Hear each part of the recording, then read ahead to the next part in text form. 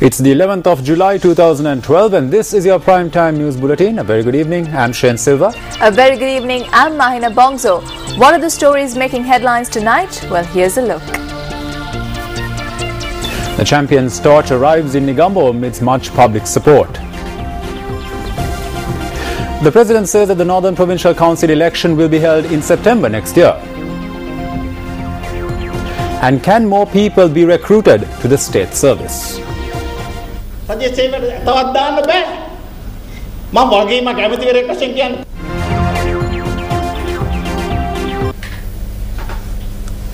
usual, we first start off with news from here at home.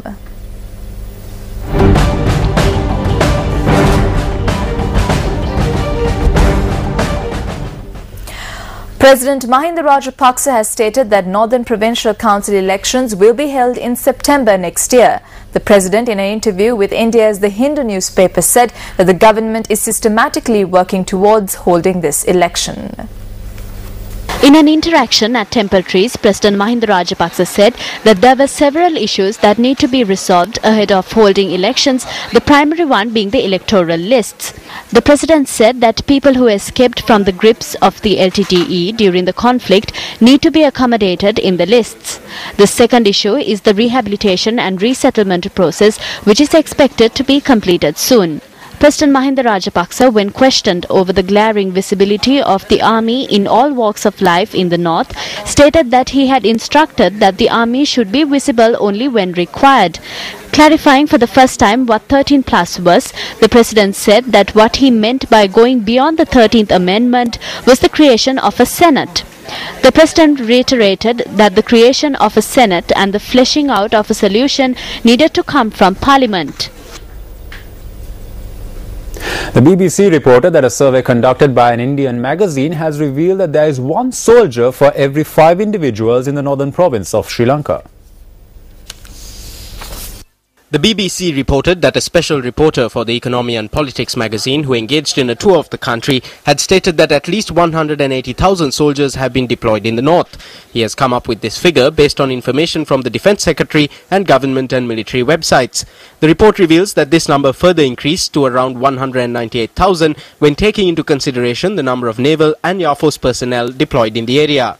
The report states that according to data published by the Department of Census and Statistics, the population of the Northern Province in 2011, which covers 14% of the land area of the country, stands at 997,754. The special correspondent of the magazine points out that accordingly, one soldier has been deployed for 5.04 citizens in the area, or 198 soldiers have been deployed for every 1,000 individuals. We made inquiries about this from the Army spokesperson, Brigadier Ruwan Wanigasurya.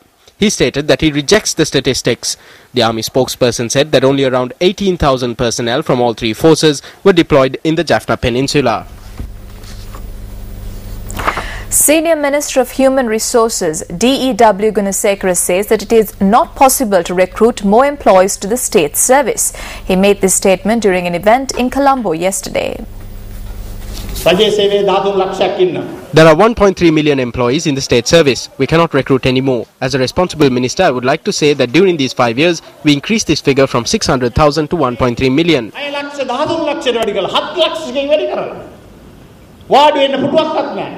The minister, speaking further, expressed these views.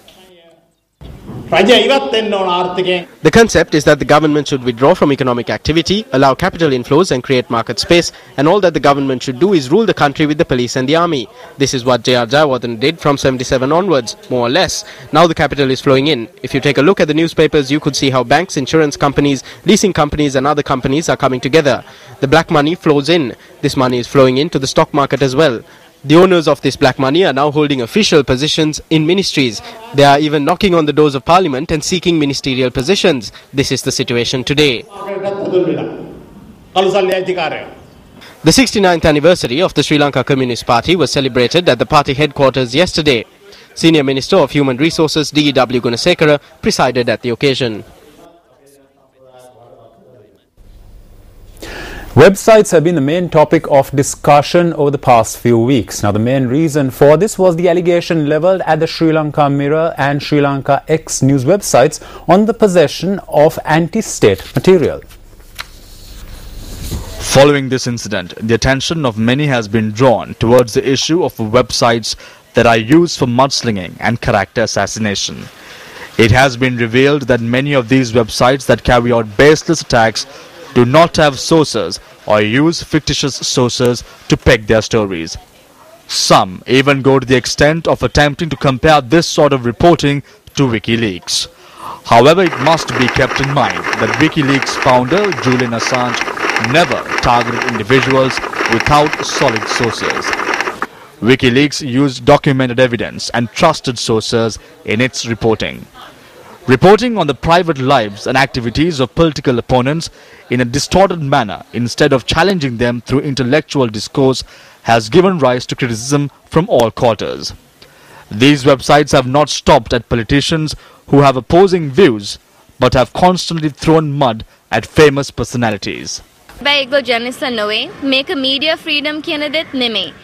If facts mentioned in the website are to be credible, they should include the name of an editor, and contact details of the web host should be revealed.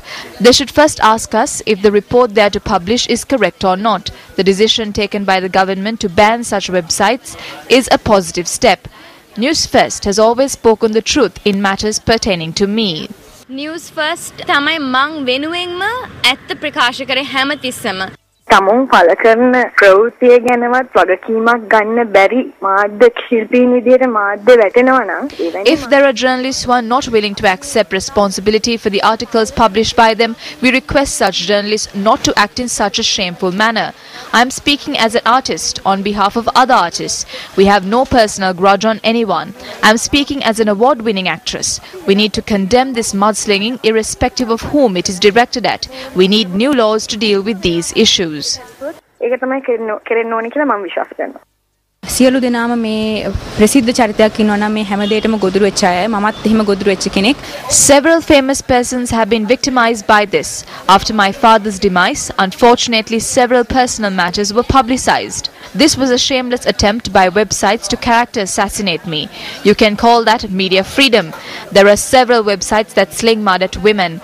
The perpetrators have been brought to justice. I hope the law will be implemented equally on everyone, irrespective of party differences, and I hope everyone would work towards realizing this goal.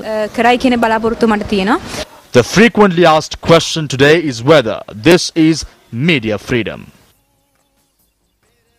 The right to information should be protected. We are of the view that there should be right to information. However, we are against mudslinging. We are against character assassination, destroying a person's life and slinging mud to fulfill a person's political needs. Everyone should have the right to obtain information from websites. That is not the problem. But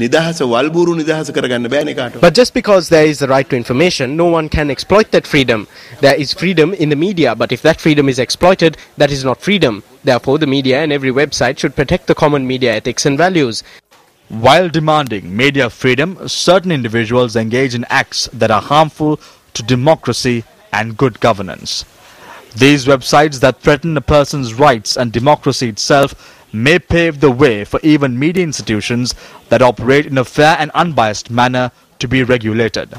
Many sections of society have pointed out that there is a need to take legal action against rogue websites that are operated purely to achieve personal agendas. The fact that this situation cannot be tolerated any longer is highlighted through statements of this nature. We will not be shaken by the demeaning conduct of such politicians. We are ready to tell these individuals who sling mud at us to continue their mudslinging, carry out more and more character assassinations. This will only make us more determined and more committed to our task of serving the nation. මේ නපුංසක දේශපාලුවන්ට මම කියන්නට කැමති ඔබලාගේ දේශපාලනික කාලවකවානුව එහි අවසානය අත ළඟයි. ඔබලා කොපමණ ගල් ගැහුවත් We are ready to face any character assassination. We are prepared to face any challenge. I would like to clearly tell the politicians who carry out character assassinations that no matter how many stones you may hurl, our journey will become stronger by your mudslinging campaigns, and we will be more committed towards serving the public. Does genuine media freedom mean hiding behind websites and acting like a monkey with a knife in its hands? Or is it like the transparent media operated by established institutions such as the Sunday Leader, Ceylon Today, The Nation, Upala newspapers and the Vijay newspapers, and electronic media institutions such as Swarna Wahini, Dharana and Sirasa? Democratic National Alliance parliamentarian Arjuna Ranatunga says that the police is unable to implement the law due to political interference. He expressed this view at a function in Katakurunda yesterday. Parliamentarian Arjuna Ranatunga distributed equipment to several cricket teams in the area at the Katakurunda Urban Council grounds yesterday. පොලිසියට හරි විදියට නීතිය ක්‍රියාත්මක කරන්න දෙන්නේ නැතේ බලපෑම් කරන්නේ දේශපාලඥයන්. ඉතින් මේකට ප්‍රධානම දේ වෙලා තියෙන්නේ මේ දේශපාලන. It is the politicians who do not allow the police to perform their duties. The main reason for this is the current political system. When selecting candidates for elections, what the main parties always did was give nominations to the wealthy, those engaged in theft and corruption, drug dealers or casino owners. They gave nominations to all such individuals. That is the system which was followed. I think the leaders of those parties and the secretaries should be held responsible for this. සභාපතිවරු නායකයෝ එව නැත්නම් ලේකම්වරු මෙවට සෑහෙන වගකිය යුතුයි කියලා. Thieves break into the home of the Sri Lankan Airlines chairman. A Rolex wristwatch valued at 4 million Sri Lankan rupees, $11,500 and 10,500 British sterling pounds.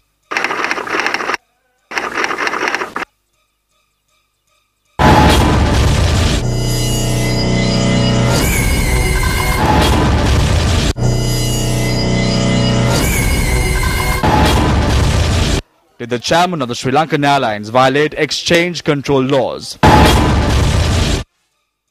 Is the exchange control law being enforced for possessing more than permitted amount of foreign currency?